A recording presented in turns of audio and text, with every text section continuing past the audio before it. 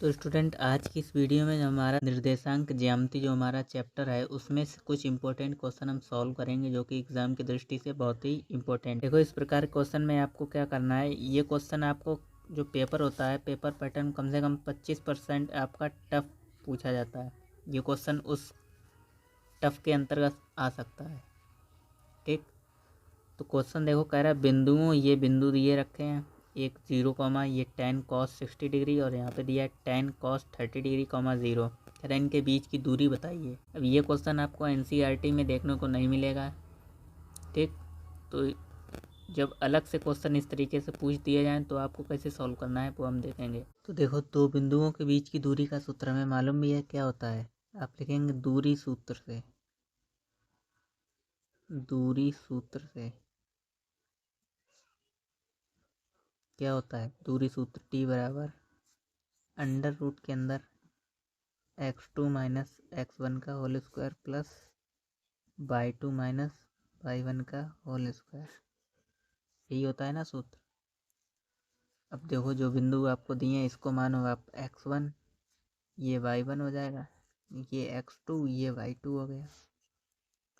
सिर्फ वैल्यू रखनी है, रख दो वैल्यू। तो d बराबर under root x2 minus x1, यानी x2 हमारा कौन सा है, 0। तो 0 minus x1 tan cos 30 degree plus y2 minus y1, तो y2 हमारा है tan cos 60 degree minus y1 यानी 0। इसका स्क्वायर है, इसका स्क्वायर है। तो आगे आप सॉल्व कर देंगे।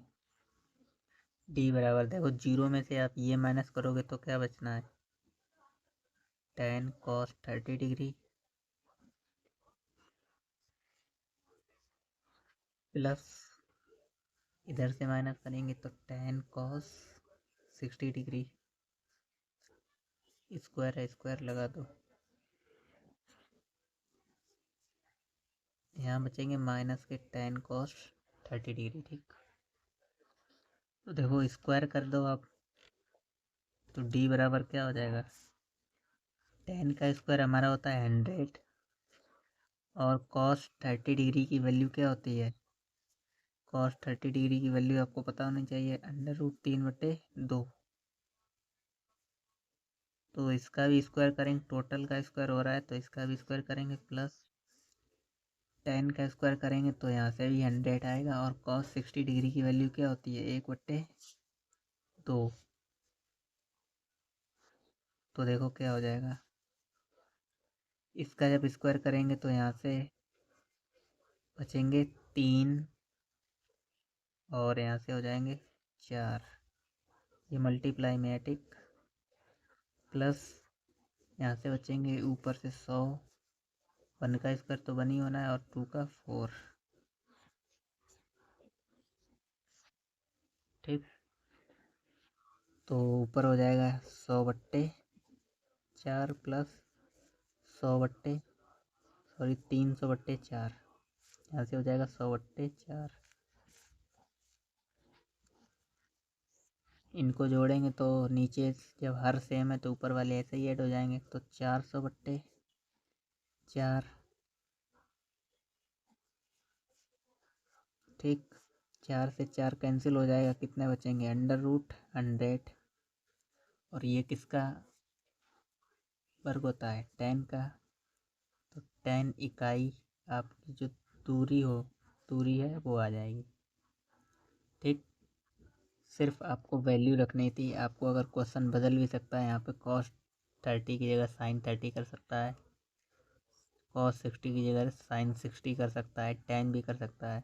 तो आपको सिर्फ वैल्यू रखनी है और ये मल्टीप्लाई में आपस में हो जाएंगे। नेक्स्ट क्वेश्चन क्या दिया करा है, यदि एक वृत्त के व्यास के सिरों के निर्देशांक क्रमशः 1,5 और 7,3 13 हो तो तब उसकी त्रिज्या की लंबाई ज्ञात कीजिए। देखो हमारे पास एक वृत्त है, हमें उसके व्यास के सिरों के निर्देशांक दे रखे हैं। कह रहा है एक वृत्त के व्यास के सिरों का, व्यास आपको मालूम है केंद्र से होता हुआ जो जीवा जाती है उसको हम व्यास कहते हैं। इसके निर्देशांक दे रखे हैं ये बिंदु के, कह रहा है 1,5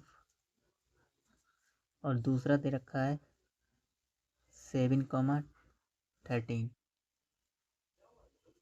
कह रहा है तब उसकी त्रिज्या की लंबाई ज्ञात कीजिए, यानी त्रिज्या वृत्त की आधी होती है, हमें इतनी दूरी पता करनी है, ये दूरी हमें पता करनी है यहाँ से यहाँ तक की। तो अगर हम पूरी दूरी निकाल लें इन दोनों बीच की और उसको आधा कर देंगे, क्योंकि हमें मालूम है त्रिज्या वृत्त की व्यास की आधी होती है d बराबर 2r, तो r बराबर d/2। ठीक, तो बिंदु जो आपको दिए हैं क्या लिख लो, एक को a मान लो बिंदु, इसको a माना, इसको b माना, तो ये क्या हो जाएगा हमारे x1/1, ये हो जाएंगे x2/2।